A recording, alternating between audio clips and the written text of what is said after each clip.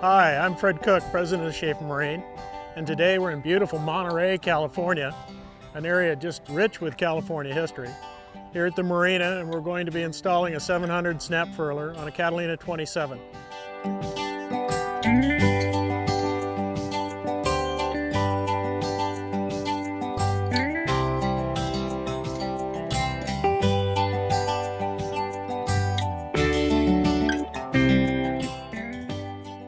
So what we're going to show you is what it took to install this furler on this boat.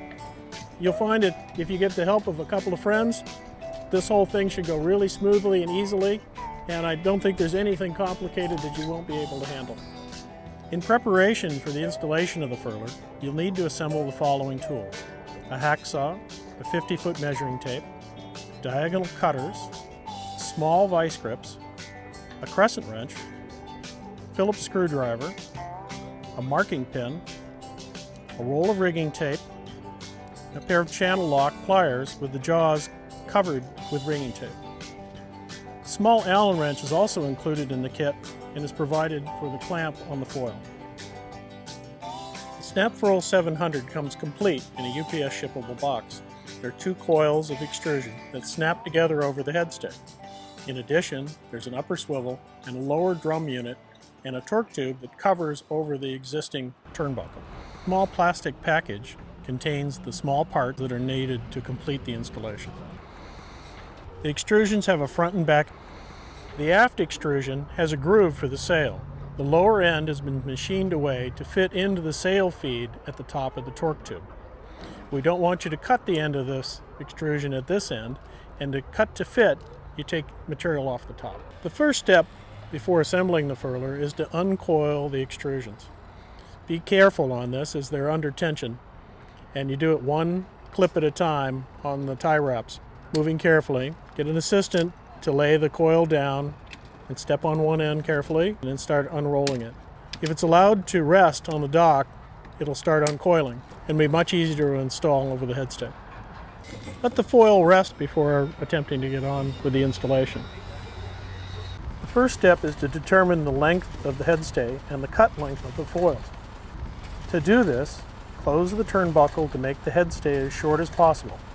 This will help prevent the top swedge stud from contacting the top of the foil. Next, use a small piece of the 2 foils cut from the top end of the extrusions. Assemble these 2 sections of foil over the headstay and tape together. Tape the jib halyard to the foil sections and a tape measure to the bottom of the foil sections. Pull the halyard up with the tape measure until it stops. Record the dimension to the bottom of the threaded T-bolt in the bottom turnbuckle.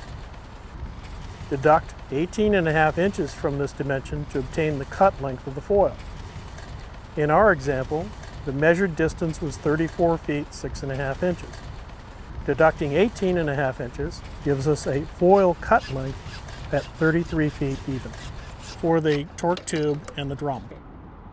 So here in an example, an end view of the 2 extrusions. This is the forward extrusion, which does not have the sail groove in it, and this is the aft extrusion, which does have the sail groove in it.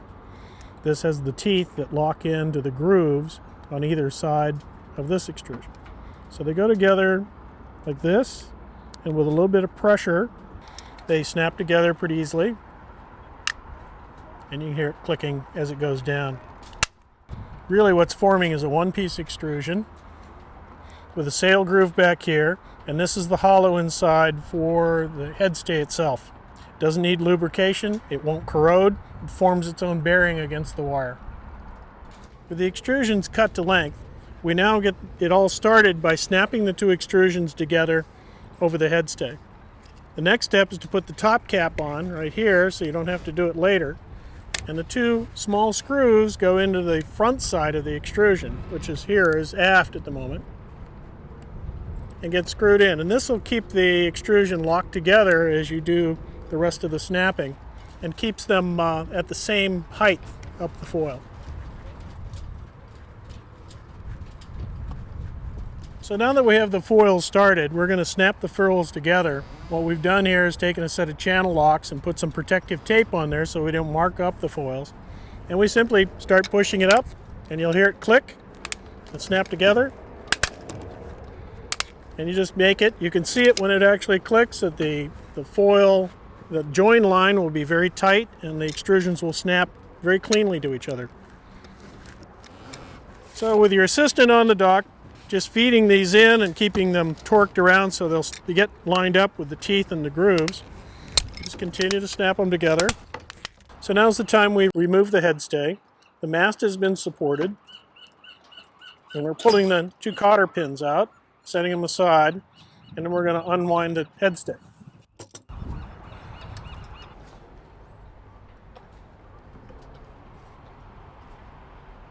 The unit is held in place on the turnbuckle toggle by a U-shaped clip. This is shipped from the factory installed. The U-clip installs on the turnbuckle toggle and becomes the foundation for the system. So first we remove that because we're going to put it back in after we slide the torque tube and the drum onto the head stay itself. And this is the U-shaped clip right here coming out. And that creates a real good investment cast stainless steel foundation for the unit. This is the upper swivel, and this goes on before we slide the drum and torque tube on. And as you can see, there's actually a small mark that says up. It's important that the swivel go this way, not this way. So it's designed to hold the top of the sail. As the sail rolls up, this is going to roll around. This is going to stay stationary to the halyard.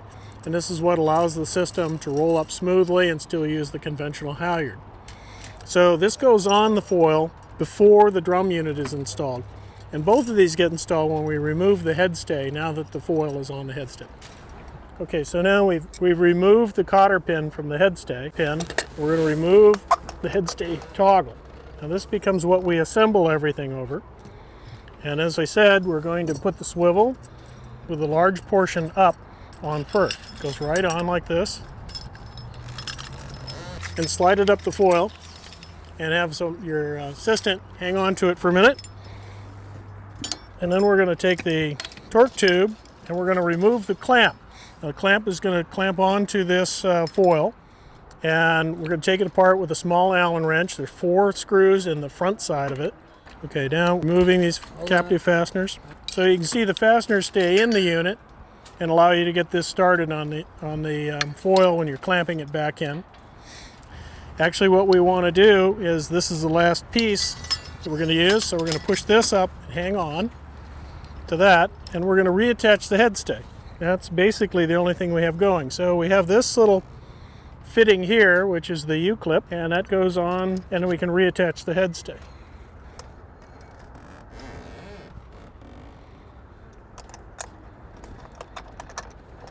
And now we can retension the head stay. A very firm head stay. You're trying to put some tension in these rigs. Anything you do that can get the rig tension tighter up to a reasonable limits is a good thing to do. That helps the ease of furling, makes everything work better. And now we're replacing cotter pins into the head stay to lock it.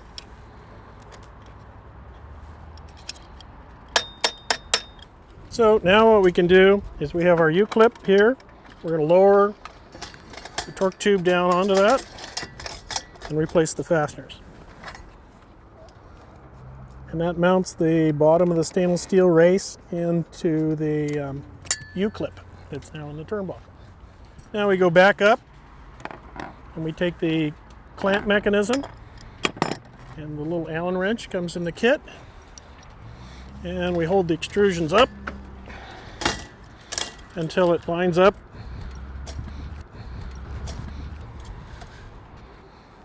So the clamp mechanism has several details in it. It has a shelf here which supports the extrusion so they don't drive down on top of a turnbuckle swedge stud. We have a keyway here that's molded into this part, goes into the milled portion of the extrusion at the bottom here. So that lines everything up,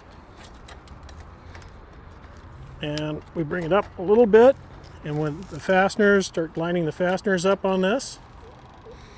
Get our first one started. As you're tightening this up, taking the slack out of them, go around them several times with all the fasteners one at a time. You can see what's going on. This is going to be now the groove into the sail for feeding the sail up into the extrusion. And then these gaps on both sides should be about the same. There's clearance on this, and the gap should be about the same. That means the parts are aligned. and they're tightening up. And just make sure all four of the fasteners are nice and firm. Okay, the last part of the installation is we have 3 shackles.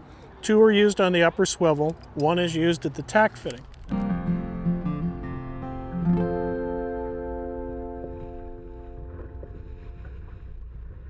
One small but very important detail of all furler installations, regardless of manufacturer, is to look at the angle of the halyard in relation to the angle of the headstay. You can see what the problem is here. If the halyard is intersecting the masthead at a critical angle that leads like this, there's a very good chance that as the sail turns, you're going to get a thing called halyard wrap, where the halyard doesn't have enough resistance and it starts wrapping. And then once it's wrapped, it jams, and we end up with a possible damage to the headstay. This is the common problem with a lot of systems, and it's very easy to prevent by the addition of this little clip, which comes standard in our kit. This is called a pullback device. It's a little stamped metal flared kit, and this will go against the mast up at the top like this and create this angle away from the headstay angle, and that gives the swivel the mechanical advantage it needs to stay put as the furler is being rolled. It's a very important issue. It's where most of the problems with all of these double swivel and drum systems come from, and we really highly recommend that you not only inspect, but you install this to create this angle, the separation angle between the halyard and the headstay. And we're going to do that right now and install one up at the masthead. It's the one trip we have to do to the mast, top of the mast, in a standing installation. And you get some friends again and get a bosun's chair and climb safely. And it's just 2 fasteners at the top of the head of the mast, and it'll prevent a lot of potential problems in the furler.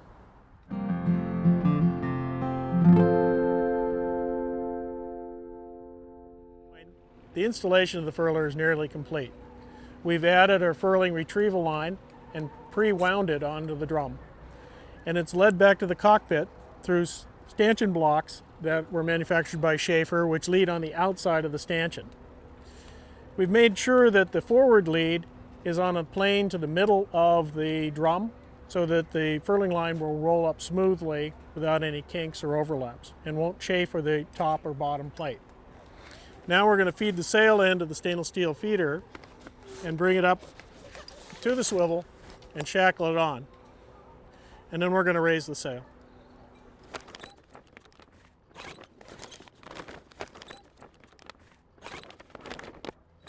So we've put the whole system together now. The installation's complete. The sail's been mounted on the furler.